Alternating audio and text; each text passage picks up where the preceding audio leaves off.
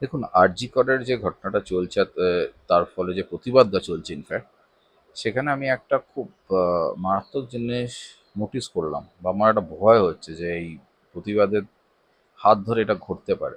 আর সেটা আমি আমার অনুভূতিটা, আমার এক্সপিরিয়েন্স বা আমার অ্যানালিসিসটা লোককে জানাতে চাইছি। তো এইটা যারাই যুক্ত আছেন, যারাই চান যে অপরাধীর শাস্তি হোক, তাদের জন্য ভিডিওটা হয়তো খুব ইম্পর্টেন্ট।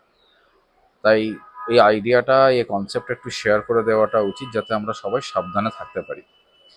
এখন এক্ষেত্রে একটা কথা আমি বলে রাখি, সেটা হচ্ছে যে আমি কোনো বড় ইনফ্লুয়েন্সিয়ার, ইউটিউবার বা এরকম কিছুই নয়। আমি আমার নিজের মতামতটা নাগরিক হিসেবে পেশ করছি।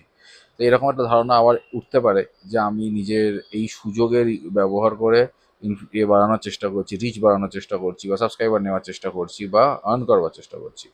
এই জন্য আপনাদের আমি অনুরোধ করছি, এই ভিডিওটা যদি লাগে যে যুক্তিযুক্ত কথা বলছি আমি, তাহলে শেয়ার করুন যাদেরকে আপনি করতে চান।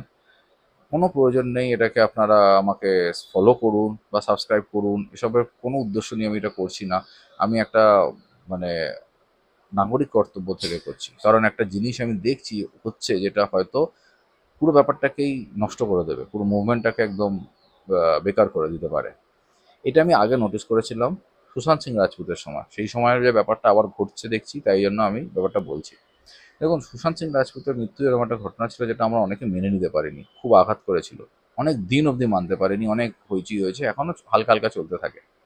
পর ওরকম সময় আমি একটা ঘটনা দেখলাম যে অনেক লোক সোশ্যাল মিডিয়াতে সোচ্চার হলো।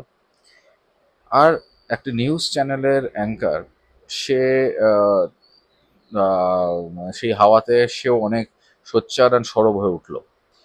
কিন্তু এমনভাবে তারা সোচ্চার সরব হলো কিছু লোক আর নিউজ চ্যানেলের অ্যাঙ্কারকে, পুরো খেলাটা ধীরে ধীরে সুশান্ত সিং রাজপুত থেকে সরে গিয়ে ওদের উপরে চলে গেল, যে ওরা কি বলছে সবাই স্যাটিসফাইড। হ্যাঁ, এই লোকটি বলে দিয়েছে, মানে খুব ভালো কথা বলছে, খুব ভালো লড়াই হয়েছে, মানে একটা লড়াই সৃষ্টি আবহাওয়া তৈরি হলো।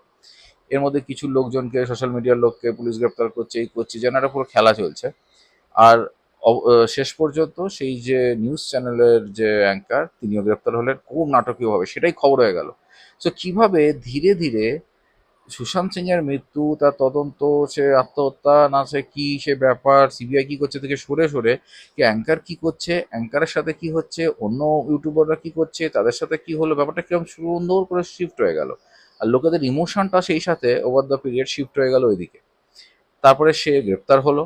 কিছু এমন খবর বাইরে আসতে আরম্ভ করলো, সে প্রচণ্ড অত্যাচার হচ্ছে, ই হচ্ছে, লোকেদের পুরো সিম্প্যাথি যেটা সুশান্ত সিং এর উপরে ছিল, সেই সুশান্ত সিং থেকে সরে গিয়ে সেটা ওই অ্যাঙ্কারের ওপরে গিয়ে পড়লো।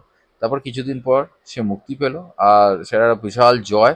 সো আমরা যে জয়টা অ্যাকচুয়ালি সুশান্ত সিং এর জন্য চাইছিলাম, যে ওর একটা ঠিক সুরাহা হোক, আমরা জানতে পারি কারণটা, সেটা ভুলে গেলাম। আমরা ওই জয়টাকে ইকুয়াল করে নিলাম যে অ্যাঙ্কারের মুক্তি পাওয়াতে। এরপরে কি হলো, সে 4টে চ্যানেল খুলে ফেললো। কেন, কিভাবে, মোদ্দা কথা, সে 4টে 5টা চ্যানেল খুলে নিল, কিন্তু ওই কেসটা চলছেই। এখনো মাঝে মাঝে কেউ কেউ জেগে ওঠে, কেউ কেউ খবর দেয়। তো এই যে পুরো ঘটনাটা আমি লক্ষ্য করেছিলাম, সেটা হচ্ছে যে একটা ইমোশনকে কি করে সুন্দর করে একটু সময় দিয়ে, মেটিকুলাস ওয়েতে ডাইরেকশন দিয়ে চেঞ্জ করে দেওয়া হয়।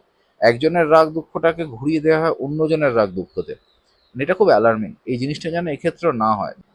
যেন আমার লাগছে যেন অনেক ফেস নতুন নতুন তৈরি হচ্ছে, তারা পপুলার হয়ে উঠছে রাতারাত, আমাদের ইমোশনটা ঘুরে যাচ্ছে, আমরা তাদেরকে আইকন ধরে নিচ্ছি যেন তারা এই প্রতিবাদের আইকন।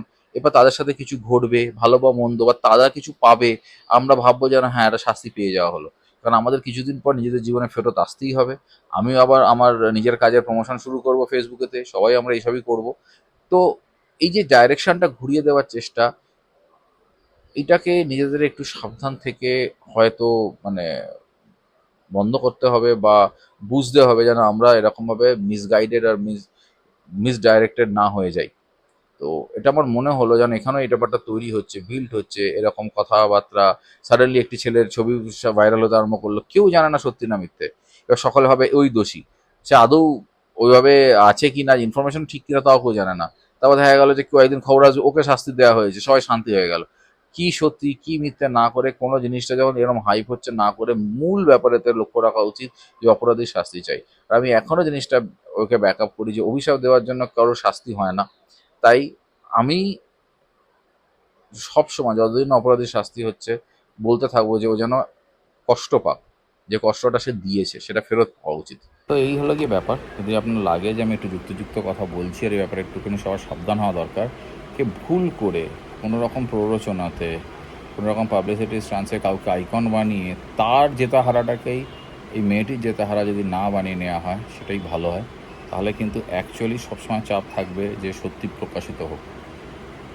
এটা আমার মনে হয়েছে, আমি বললাম, বাকি আপনাদের ব্যাপার। আর আমি শুরুতেই বলেছি যে আমি এটা প্রচারের জন্য করছি না, আমার অনেক কাজ আছে করবার। সো আমার কোনো এর জন্য আমাকে সাবস্ক্রাইব করুন, আমাকে ফলো করুন, I don't want anything like this. যুক্তিযুক্ত লাগে শেয়ার করুন যাতে সবার মাথার মধ্যে ব্যাপারটা থাকে, that's it. I am trying to just contribute from my and, so that আমি নিজেকে কখনো বলতে পারি যে হ্যাঁ আমি একটা কিছু স্টেপ নিয়েছিলাম, নাকি শুধু ঘরে বসে ভেবেছি এটা ঠিক নয়, এটা ভুল হচ্ছে, এটা অন্যায় হচ্ছে। সেটা খুব সহজ ঘরে বসে ভাবা, জাস্ট চেষ্টা করা, সবার মধ্যে ছড়িয়ে পড়া, সেটুকু আমি করার চেষ্টা করেছি।